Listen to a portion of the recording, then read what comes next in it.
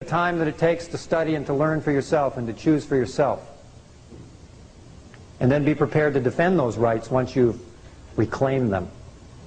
Because the government isn't all that willing to see the sovereignty be restored to the people at this point. They're all too happy right now to be the masters.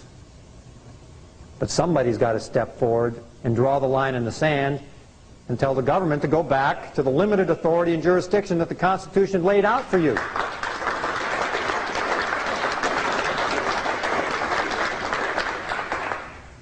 And quite frankly, the more the merrier. If there's only one person on that line, it's going to be a lot harder to hold the line back than if there's 10 million people on that line. And right now there are anywhere between 500,000 and 1 million people reclaiming their sovereignty in this country, and they are afraid to death of that.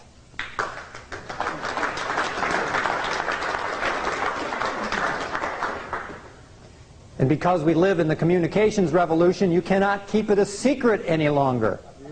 Because we are all internetworked, and we're surfing the internet, and we're videoing, and we're autoing, and we're publishing books, and we're telling each other. You cannot suppress the truth. You cannot do it.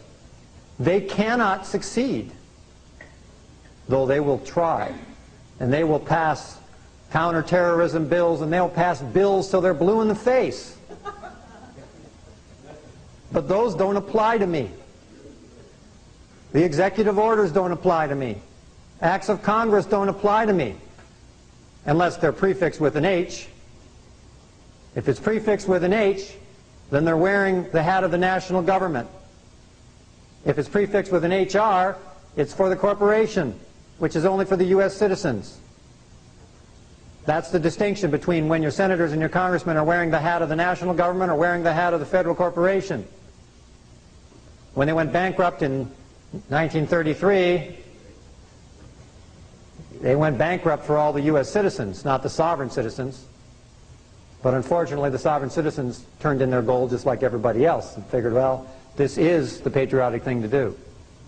They believed that at that time because they didn't know any better.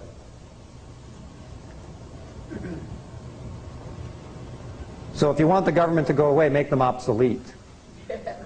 And restore the institutions that we do have available, the jural societies, the constitutional republics, those things we have.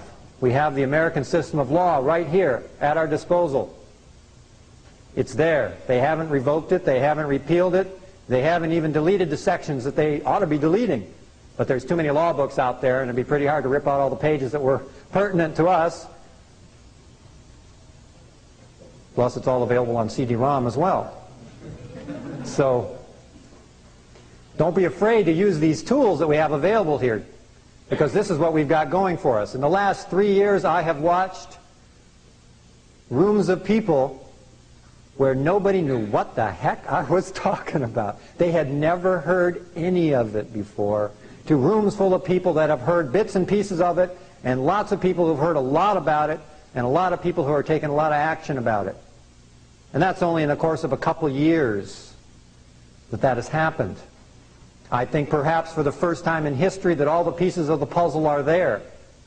We can see the whole thing transparently now. And by the end of this evening, I hope you'll all see it as transparently as I do, and how all these different things relate.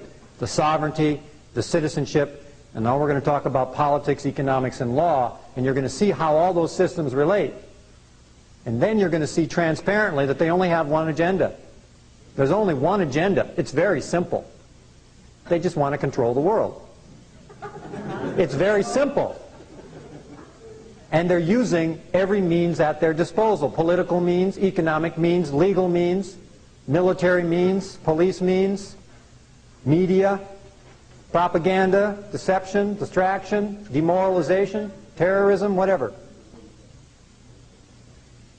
And so we have to be better prepared, better educated, develop better strategies than they do. And that's what will make the difference. Strategic planning from a citizen's point of view. And use all the tools that we have available to communicate it broadly. Because the cat's out of the bag. And there's no way they're going to stuff it back in the bag again. There aren't enough concentration camps in this country to suppress it. There are not enough military forces on this entire planet to suppress this country. Look.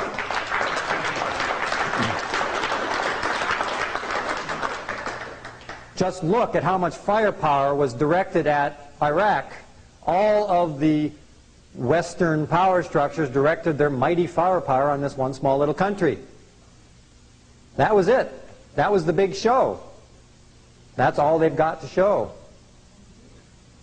This country is far too decentralized, far too rural, far too independent. They could never take it by military means. The only way they can take it is by psychological warfare and psychological means, where they convince you that you're slaves and you volunteer into it and you consent to it. And that has been their strategy from day one, because they knew they could never invade this country militarily and succeed. There's too many people that have guns still. And even in their